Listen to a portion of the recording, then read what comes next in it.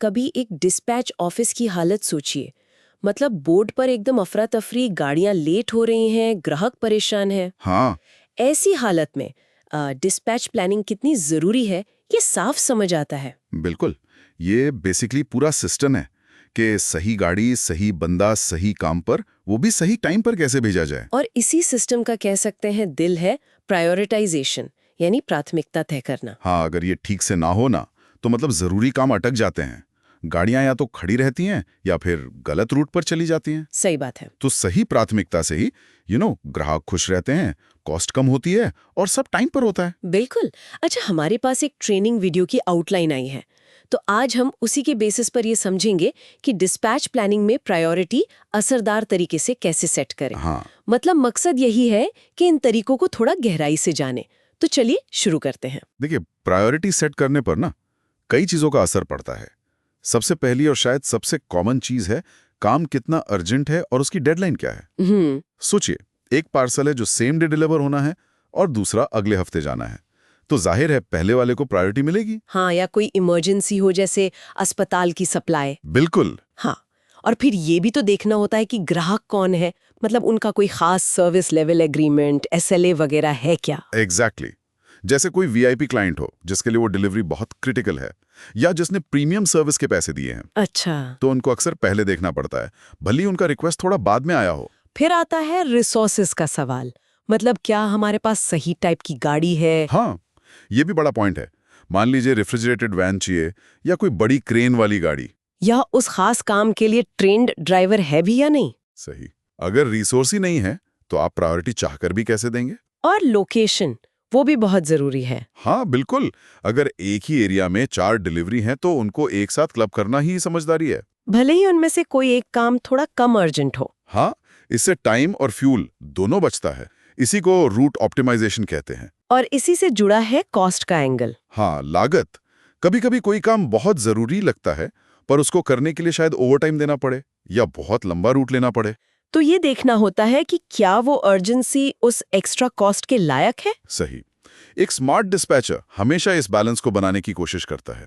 सुरक्षा और नियमों का पालन, ये भी तो एक बड़ा फैक्टर है। ओ हाँ, ये तो नॉन नेगोशिएबल है।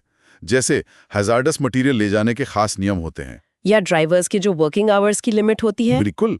इन्हें इग्नोर नहीं कर सकते, चाहे काम कितना भी इंपॉर्टेंट क्यों ना लगे। और आखिर में सामान या सर्विस का टाइप भी मैटर करता है। हाँ, जैसे खराब होने वाला सामान है, फल सब्जी या कोई बहुत नाजुक आइटम। हाँ, उन्हें ज्यादा केयर और शायद जल्दी डिलीवरी चाहिए होती है। एग्जैक्टली। ठीक है, तो इतने सारे फैक्टर्स हैं। अब सवाल ये है कि डिस्पैचर असल में इन्हें मैनेज कैसे करते हैं। मतलब क्या तरीके अपनाते हैं ये मुश्किल फैसले लेने के लिए। हाँ, कुछ स्टैंडर्ड स्ट्रैटेजीज हैं। हम्म। सबसे सीधी है फर्स्ट इन फर्स्ट आउट या फाइफो। फाइफो मतलब जो काम पहले आया उसे पहले कर दो। हाँ हाँ, सिंपल है पर हमेशा बेस्ट नहीं। सिंपल तो है, पर क्या ये आज की तेज रफ्तार दुनिया के लिए काफी है। मान लीजिए कोई बहुत जरूरी काम बाद में आया, तो क्या वो बस वेट करेगा। यही तो पॉइंट है। इसीलिए फाइफो ज्यादातर नॉन अर्जेंट कामों के लिए ठीक रहता है। जहां टाइम प्रेशर ज्यादा है वहां अर्लीस्ट ड्यू डेट यानी ईडीडी काम आता है। EDD मतलब जिसकी डेडलाइन सबसे नजदीक वो पहले। हाँ, ये डेडलाइन मिस होने से बचाता है। तो फीफो और EDD में मेन फर्क हुआ कि एक ऑर्डर पे फोकस करता है, दूसरा डेडलाइन पर। बिल्कुल। लेकिन ईडीडी में भी एक पेच आ सकता है। हो सकता है आप किसी एक लंबे काम में फंस जाएं जिसकी डेडलाइन बस थोड़ी पहले है और उस चक्कर में कई छोटे छोटे काम छूट जाएं। अच्छा, हाँ। यहीं पर क्रिटिकल रेशियो या CR जैसी थोड़ी ज्यादा कॉम्प्लेक्स मेथड काम आती है।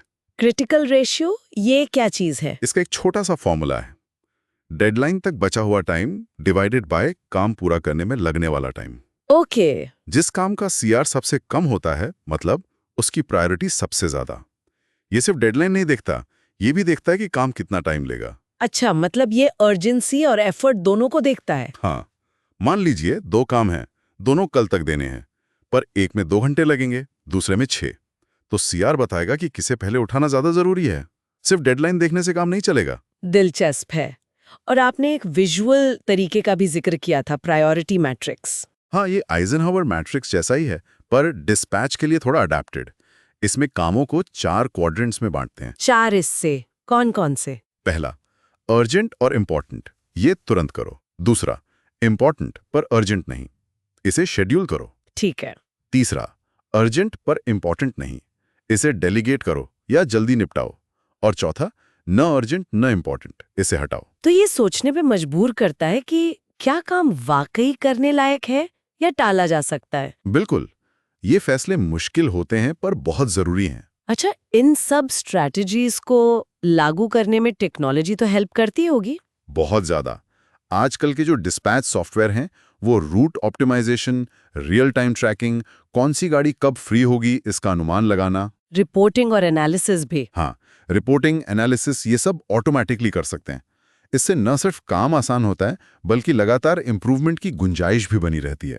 तो अगर हम इफेक्टिव प्रायोरिटी के लिए कुछ बेस्ट प्रैक्टिसेस को समेटें तो क्या होंगी? मेरे ख्याल से सबसे पहले तो क्लियर कम्युनिकेशन बहुत जरूरी है। बिल्कुल, ड्राइवर्स, सेल्स टीम, ग्राहक, सबको लूप में रखना। दूसरा, शायद फ्लेक्सिबिलिटी, क्योंकि प्लान तो कभी भी बदल सकता है। एकदम सही। प्लान कितना भी अच्छा हो, सड़क पर कुछ भी हो सकता है, ट्रैफिक, गाड़ी खराब, मौसम, तो प्लान को एडजस्ट करने के लिए तैयार रहना पड़ता है। तीसरा, लगातार रिव्यू। क्या हमारी प्रायोरिटी स्ट्रैटेजीज काम कर रही हैं? कहाँ सुधार हो सकता है? और चौथा, टीम का सहयोग। हाँ, ग्राउंड रियलिटी तो ड्राइवर्स ही जानते हैं, उनकी सुनना बहुत जरूरी है। तो कुल मिलाकर बात यह है कि डिस्पैच में प्रायोरिटी सेट करना सिर्फ काम निपटाना नहीं है, ये है सही समय पर सही रिसोर्स से सही काम करना, ताकि इम्पैक्ट मैक्सिमम हो। बिल्कुल। हमने देखा कि अर्जेंसी, ग्राहक, रिसोर्स, कॉस्ट, नियम जैसे कई फैक्टर्स इसमें रोल प्ले करते हैं, और FIFO, EDD, CR मैट्रिक्स जैसी स्ट्रैटेजीज फैसले लेने में मदद करती हैं। हाँ, और यहाँ एक सोचने वाली बात छूट जाते हैं, ये प्राथमिकताएं कोई पत्थर की लकीर नहीं है। अच्छा। सोचिए, अचानक मौसम बहुत बिगड़ जाए या फ्यूल के दाम रातों रात आसमान छू लें। ऐसी बाहरी चीजें आपकी पूरी प्लानिंग को कैसे हिला सकती हैं? हाँ, बात तो सही है। और ऐसी सिचुएशंस के लिए तैयार रहने का असल मतलब क्या है, ये सोचने वाली बात